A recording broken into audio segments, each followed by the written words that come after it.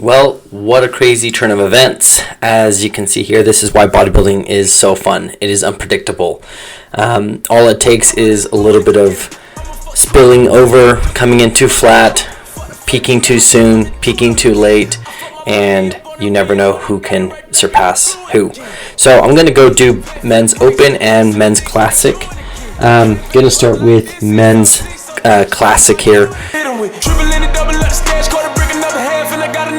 So it looks like when I saw Ramon Dino last update right before the show, I mentioned it in a comment to someone, but I did move him up to probably Ur's level, so third or second, competing with Terrence. Now Terrence, I was hoping and thinking he would be on, but it looks like he definitely, if you guys don't know, he's 4 pounds over, so he didn't make weight. He had an hour to run up and down stairs to lose weight, and then he made weight, but he looks super soft. And then so they moved him to like 6th place, probably 6th or 7th. Wesley Vissers might be up there with him, might be beating him. In fact, he looked amazing.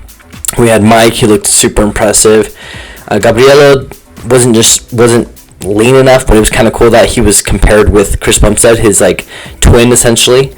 Chris Bumstead, now there's a lot to be said about him, so I'll save him for last, but Dino, holy crap, he looked amazing. He looked really filled out, but really diced up. So that what was so cool is, in fact, I liked Dino's abs and thighs better than C-Bum's until, I guess I like it's abs. The vacuum's cool, but his abs were sharper. Now, Urs came in, I think, a little too depleted. Maybe he peaked too soon. He looked a little downsized, in fact, and he couldn't get a pump by the looks of it. But he was super shredded, so he'll probably stay third. Brian will probably move to 4th or 5th.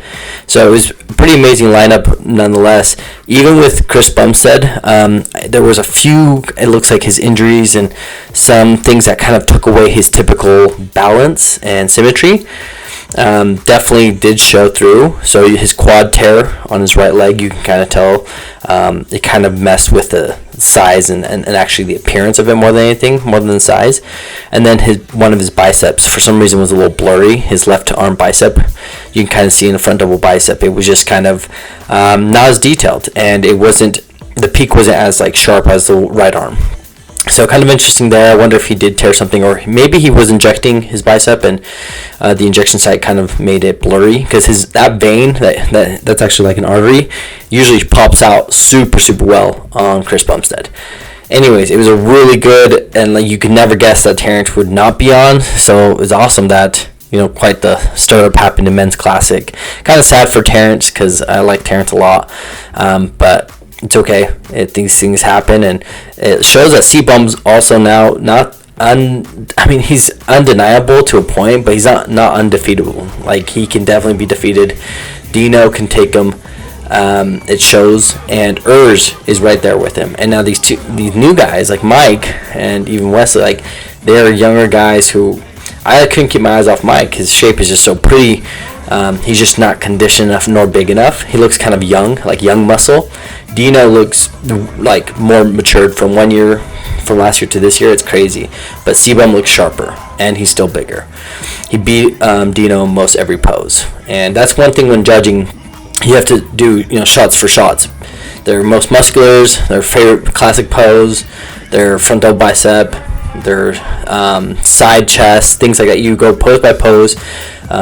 Back double bicep, I think I already said that. Rear lat spread, and you go pose by pose to see who wins. But I think Chris Bumstead will take it unless something flares up. And when I say flare up, it's like his immune system. All it takes is a simple flare up, and he loses his lines. He'll lose a lot of that detail and sharpness that helps him win. And Dino would win, and I would be totally cool with that because Dino made impressive changes. It's awesome. His coach is Chris Aceto, who coaches he's coached Jay, if you guys are curious. So he's coached a lot of winners, Jay Cutler being one of them. But he's also coaching now Dino. It's pretty cool. Also, Matt Jensen is coaching Derek Lunsford, Hottie, and now Chris Bumstead. So he could have a lot of wins there. But yeah, quite the crazy turn of events there. You never know. So now going with men's open. Men's open, that was crazy. This was the craziest lineup, and as you can see, when you have guys like Antoine being your last call outs, and same with like someone who plays 6 at one point, Akeem, he's in the last call out. So it's crazy to see what happened. So cool. One of my favorite and most exciting parts was that Samson is probably going to be either 6th, potentially 3rd or 4th, probably 4th. I can see him anywhere between 4th and 6th, and this is his debut. Samson, kind of a humble, quiet guy that doesn't talk much about himself and just kind of wants to show up.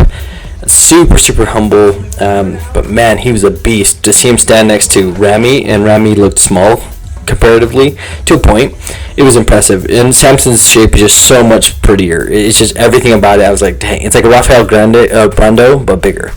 So Samson, I think, will be in a Mr. Olympia soon. Derek Lunsford and Hadi kind of stole the show. Derek being the most impressive for most people. Ramy was a little off, and we'll go into that here in a little bit.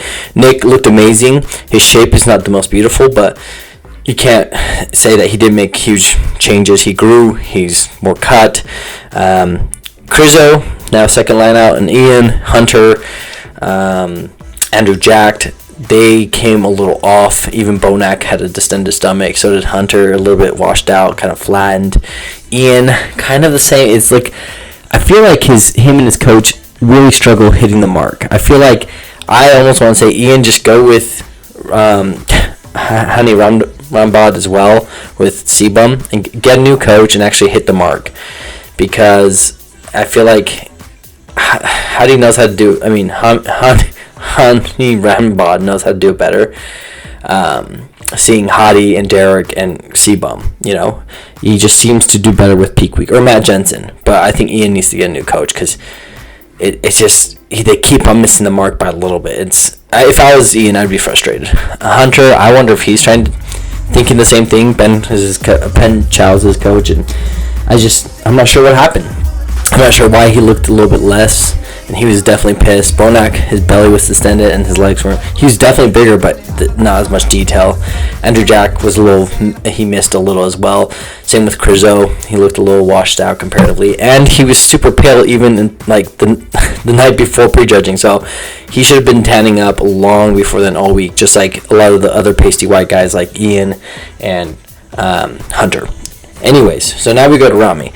Ramy, if you follow Nick Strength and Power, he thought in the live stream, he thought he was winning.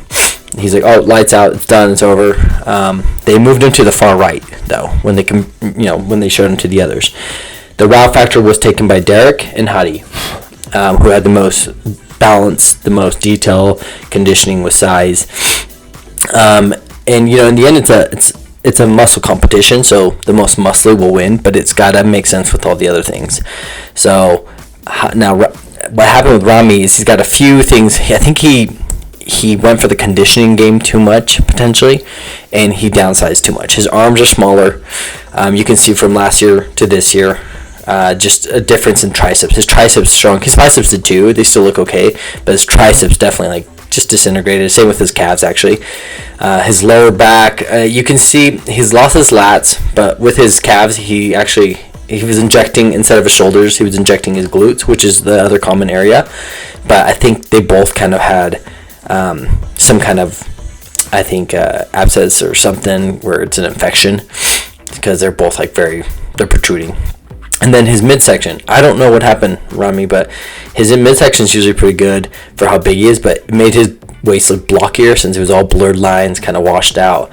And then his quads, divots, whatever, those little holes in quads, nothing too crazy, potential injuries, but they're saying, some people are saying that he could have nerve damage in his back and legs and now arms, and that's why he's kind of disintegrating. I don't know.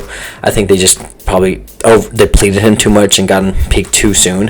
Who knows what he weighed for the show, but Ramy will probably be not first. So that's what's so cool, is that all the placings are now all over the place.